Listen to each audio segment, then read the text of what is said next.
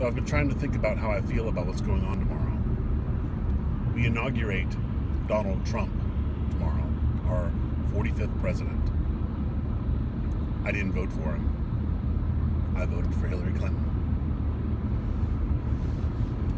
And after the election, I tuned out for a little while. There were a few weeks where I just couldn't function around it. I couldn't believe that he somehow squeaked out just enough to win. The bare minimum is exactly what he did, too. So I felt bad. I wallowed in self-pity. I let myself wonder if I was even on the right side of history on a lot of issues. And I was tired. I think we're all tired. We're tired of having to stay engaged. We're tired of having to reblog stuff. We're tired of reading about the awful policies that are coming out. We're tired of hearing about confirmation hearings at this point. We did it for 4 years. We defended Obama at every turn. We did it for 8 years. We did it when we had to re-elect him. We did it when we elected him. And we tuned in every 4 years just to make sure that we could make sure that the right person was in a leadership position. And that's kind of part of the problem, I think. We only tune in every 4 years. We didn't tune in for the midterms. We didn't tune in for the smaller elections. We only tuned in for the big show, for the big tent in the middle of the circus we call Washington, D.C., when we should have been tuned in the whole time.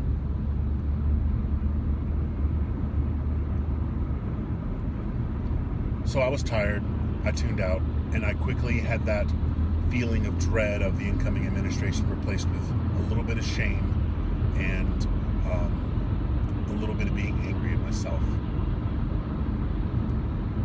I am a white, non-college educated male from the South. I am a prime candidate to be a Trump voter. And luckily my mother taught me better than that. And in addition to being part of the LGBT community, I can't think that way. I have a different vision of the future of my country that is more diverse, more open to people's choices, more inclusive, and is friendly to our neighboring countries, our allies, and the environment. Those are the things I believe in. And I've tried to vote and keep those issues in mind as I move through the world. But by tuning out, I'm abandoning all those principles. I'm especially abandoning all of my friends that are people of color, are immigrant, don't speak English as a first language. I'm letting all those people down. And it is my privilege as a white male to be able to tune that out, because most of what Donald Trump is proposing and can do would help in some cases or not affect me.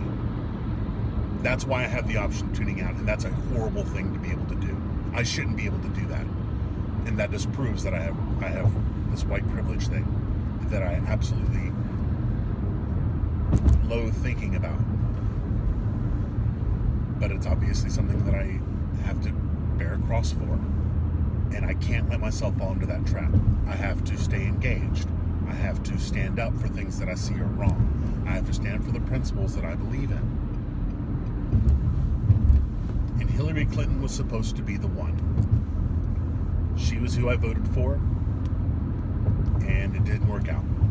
By a fluke of electoral math, she didn't win. Because we only wanted to elect her, and then we wanted to tune out again for another 8 years. Maybe come back in 4 years if she needed the help. But it didn't happen. And we were all downtrodden and torn up over it. But we can't tune out.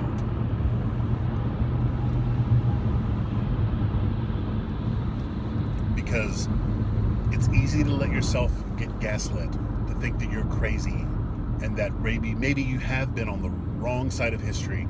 Maybe you are not in the mainstream anymore. That somehow the country changed and we aren't able to to push our policies anymore because people don't believe in them anymore. Well, let me tell you, 3 million more people voted for Hillary than Donald Trump. She won the popular vote even if she didn't win the election. Donald Trump has no mandate. We are the ones who still have the power because we have the power of numbers. So you are in good company. You have great friends on the left side. The people who share your ideals, we outnumber those who do not. They just happen to live in just the right few little districts that enabled Trump to win.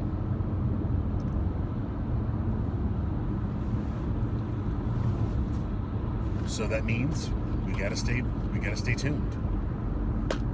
Trump's gonna try to chip away at that 3 million. Either he's gonna woo some of them over, he's going to ship some of them off, he's going to disenfranchise a few of them, quite a few of them, and he's going to attack the rest and make us feel like we're too busy fighting him politically to vote. He'll try to take away marriage rights. He'll try to take away voting from people. He'll try to ship some people out. There's a whole slew of terrible things he's going to be able to do, targeting that 3 million and the rest of us. So you have to keep resisting. You have to keep posting. You have to stay engaged. You have to pay attention. And there are some names you're going to have to learn. There are some new names, some new enemies that are going to appear. It's not just McConnell and, Paul Ryan anymore. It's a whole cabinet of people that Trump's going to bring in. You have to stay aware of who those people are. You're going to have to learn who your local politicians are. If you don't know who your local politicians are, who your local House and Senate leaders are, you need to keep those people's names in mind. You need to learn them. You need to get their email inside your address book so that you can fire off an email when something's going wrong. I don't care if you're in a blue or a red district. Figure out who they are. Get his number or her in your address book so that you can dial it up and say, I want to complain.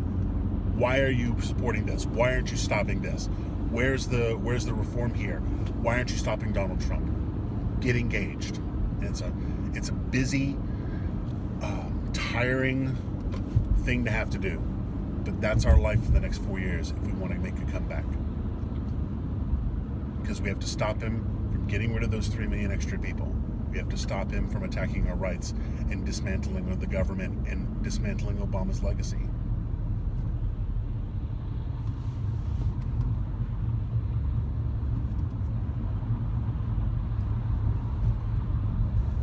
So tomorrow, I'm kind of cutting out a lot of social media.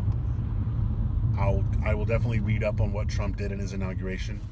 I expect that I won't be able to do that, though. I expect that sometime in the afternoon, he's going to do something with executive power that's going to piss off a lot of us. So you got to stay engaged, and you can't just be angry. You also have to take that anger and do something with it, and that's where you stay engaged. Give money to the DNC. Give money to the groups that lobby for the ideas you believe in. Find out who you need to be talking to and make them aware of how you feel and the things you want them to do, because you are their constituent and you are the one with the true power.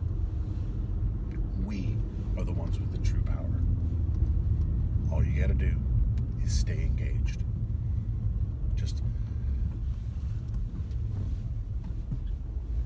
And I can't stress this enough.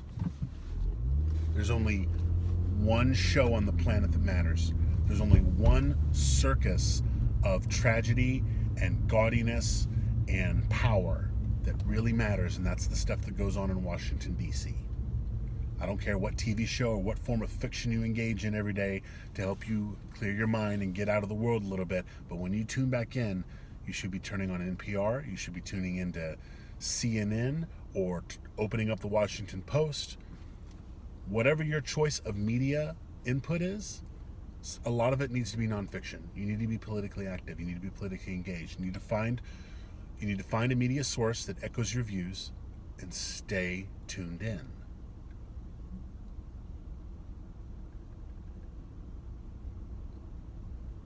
stay engaged, stay safe, and be good to somebody today.